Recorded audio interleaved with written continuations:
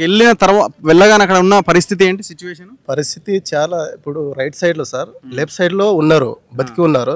Right side లో దాదాపు 7 centimetre వరకు, దాదాపు డ్రైవర్ వెనకాల డ్రైవర్ వెనకాల 7 మీటర్ వరకు హైట్ లో కంకర పడి ఉంది సార్.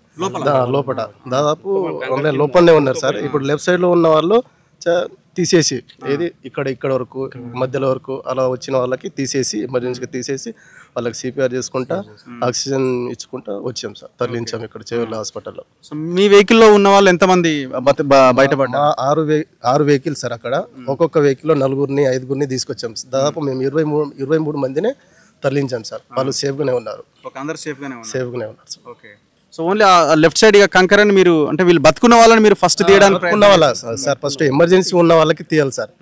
అది ఇక చనిపోయిన వాళ్ళకి తర్వాత విషయం. అది బతుకున్న వాళ్ళకి ఎమర్జెన్సీలో మేము తీసుకురావడం జరిగింది సార్. ఓకే.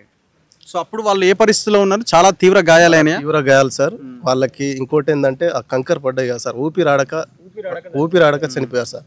ఎక్కువ ఇంజరీ కాకుండా ఊపిరాడక చనిపోయారు కొంతమంది.